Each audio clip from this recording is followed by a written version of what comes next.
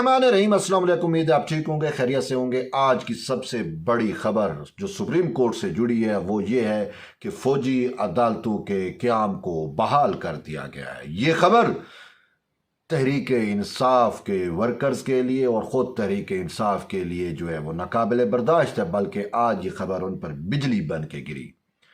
तभी तो हम देख रहे हैं कि सोशल मीडिया हो, साइबर स्पेस हो, वहाँ पे सुप्रीम कोर्ट के ख़िलाफ़ और ख़ुसूसन चीफ जस्टिस काजी फैज़ ईसा के ख़िलाफ़ जो है वो गलीज़ प्रोपेगंडा शुरू कर दिया गया है। अब वजह क्या है आपके सामने है। शायद वो ये समझते हैं कि ये फैसला चीफ जस्टिस काजी फैज़ ईसा ने दिया। उन अकल के अंधों को ये भी मालूम नहीं है कि चीफ जस्टिस काजी फैज़ ईसा का इस मामले से कोई लेना देना नहीं है। हाँ, अगर बेंच चीफ जस्टिस काजी फैज़ ईसा अकेले बनाते तो भी ये काजी फैज़ ईसा को मुरद इल्ज़ाम ठहरा सकते थे यूथे, लेकिन अब बेंच तो कमेटी की जानिब से बनाए जाते हैं। 3 रुकनी कमेटी है जिसमें चीफ जस्टिस काजी फैज़ ईसा, जस्टिस सरदार तारिक मसूद और जस्टिस इजाज़ुल एहसन है। अब इस बात को देखें, मज़े की क्या बात है। पहले जिस बेंच ने फौजी अदालतों के खिलाफ फैसला दिया, जिसने फौजी अदालतों के क़याम को कलअदम करार दिया, वो जस्टिस इजाज़ुल एहसन की सरबराही में 5 रुकनी बेंच था, वो भी इस कमेटी ने बनाया। और अब 6 रुकनी बेंच जिसने फौजी अदालतों के क़याम को बहाल कर दिया या सुप्रीम कोर्ट का वो 23 अक्टूबर का फैसला कलअदम करार दे दिया या उसको मुअत्तल कर दिया, वो बेंच भी जस्टिस सरदार तारिक मसूद की सरबराही में था। यूं जस्टिस सरदार तारिक मसूद और जस्टिस इजाज़ुल एहसन दोनों उस कमेटी का हिस्सा है, लेकिन चूंकि हम जो है वो हक़ाइक़ छुपाते हैं और बुग़्ज़े काजी फैज़ ईसा का शिकार हैं यूथियाज न्यूज़ नेटवर्क, तभी उनको मौका मिल रहा है और वो काजी फैज़ ईसा के ख़िलाफ़ बेजा जो है वो प्रोपेगंडा किए जा रहे हैं, हक़ाइक़ के बरखिलाफ़ है। और दूसरी बात ये भी है कि फ़ौजी अदालतों का बहाल होना जो है वो शायद उसको एक अच्छा शगुन करार दिया जा रहा है। और इस सवाल से अगर मैं कहूँ कि शोधा फाउंडेशन की जो दरख्वास्त थी वो ज़्यादा कारगर थी, आज उनकी उम्मीद बर आई है,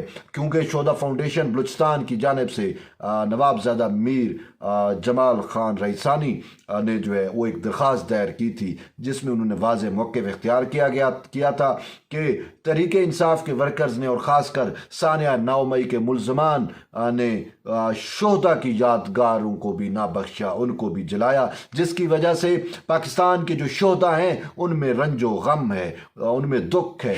वो चाहते हैं कि इन मुल्ज़मान का ट्रायल जो है फ़ौजी अदालतों में होना चाहिए। और यूँ फ़ौजी अदालतों को बहाल करने के लिए वज़ारत दाखिला, वज़ारत दिफा, खैबर पख्तूनख्वा हुकूमत, पंजाब हुकूमत और बलूचिस्तान हुकूमत की जानिब से दरख्वास्तें दायर तो की ही गई, लेकिन वफाकी हुकूमत की जानिब से भी वाज़ेह मौक़िफ़ इख्तियार किया गया। और आज दुरान समात अटॉर्नी जनरल फॉर पाकिस्तान ने भी ये मौक़िफ़ इख्तियार किया कि 104 से ज़ायद लोग जो फ़ौज की तहवील में हैं उनका मिलिट्री ट्रायल होना ज़रूरी है, और वो सानिया 9 मई में बरह रास्त मुलव्वस है। और अगर आप देखें सानिया 9 मई की संगीनी कितनी है, वो जुर्म कितना बड़ा है कि जो हमारे दुश्मन ममालिक आज तक न कर सके, वो हमारे इन सियासी वर्कर्स ने, तहरीक इंसाफ के उन लोगों ने कर दिखाया। भारत की वो ख्वाहिश जो वो पाकिस्तान के ख़िलाफ़ हमेशा बुनता रहता है, उस ख्वाहिश को पाए तकमील तक पहुँचाया तहरीक इंसाफ के उन वर्कर्स ने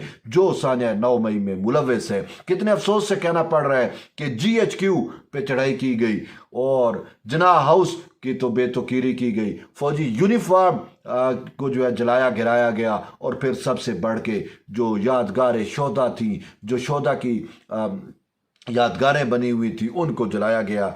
अब देखें वो शोधा के लवाहिकीन पे क्या बीत रही होगी जब उन्होंने वो मनाजिर देखे कि जिन्होंने इस वतन के लिए अपनी जान कुर्बान की, वो पहले भी उस दुख में थे कि वो चले गए, वो अल्लाह को प्यारे हो गए, उनके अजीज़ अब उनमें नहीं रहे।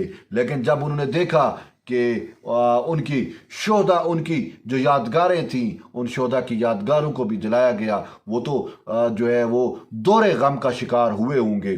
तो یہ بہت ساری وجوہات تھیں۔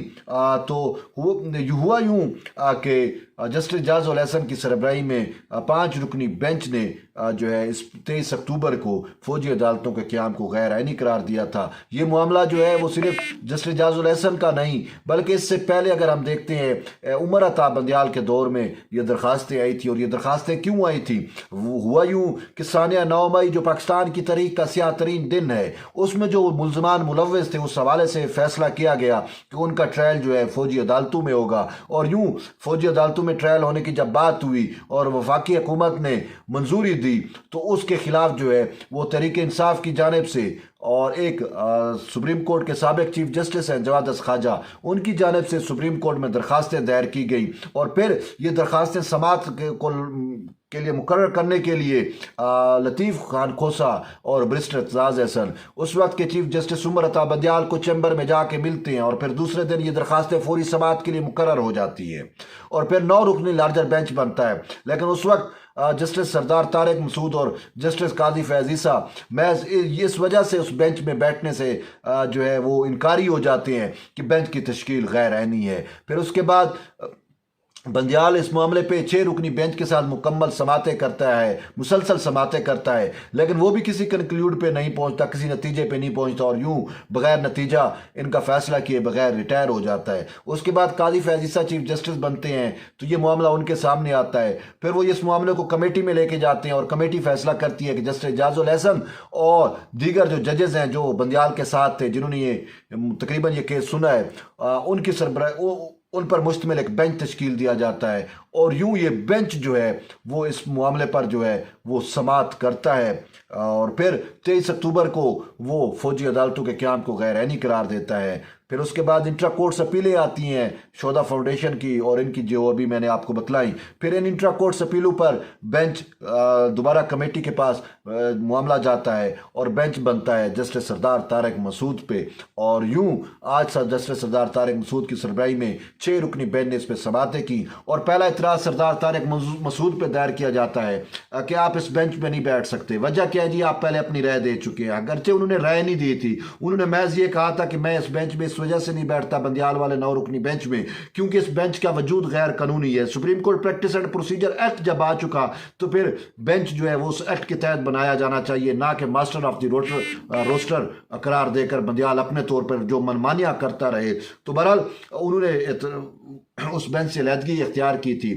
آج جب ان پر اعتراض کے حوالے سے بات کی گئی تو انہوں نے کہا کہ دیکھیں جس معزز ریٹائرڈ جج نے یعنی جواد خواجہ نے میرے اوپر اعتراض دائر کیا ہے اس کا اپنا فیصلہ فیلڈ میں ابھی تک موجود ہے، جس میں وہ کہتے ہیں کہ یہ بینچ میں بیٹھے ہوئے جج پہ ڈیپینڈ کرتا ہے کہ وہ اس معاملے کی سماعت کر سکتا ہے یا نہیں کر سکتا۔ اعتراض کا فیصلہ کوئی اور نہیں کر سکتا، وہ جج ہی کرتا ہے۔ تو انہوں نے کہا کہ میں اس بینچ میں بیٹھتا ہوں، میں نہیں اٹھتا، جو کرنا ہے کر لو، اور یوں پھر انہوں نے اس معاملے پہ سماعت کی اور اٹارنی جنرل کی جانب سے استدعا کی گئی، اور پھر اس استدعاؤں کو مد نظر رکھتے ہوئے سردار طارق مسعود کی سربراہی میں جو بینچ تھا اس نے فیصلہ دے دیا کہ ملٹری کورٹس جو ہے وہ اب بحال کی جاتی ہیں، سویلینز کا ٹرائل ہو سکے گا۔ اس میں ایک رکن جسٹس مسرت ہلالی نے اختلاف کیا، بہرحال یہ ان کی اپنی رائے ہے، اور یہی میں کہنا چاہ رہا ہوں کہ ہر جج کی اپنی رائے ہوتی ہے تو اس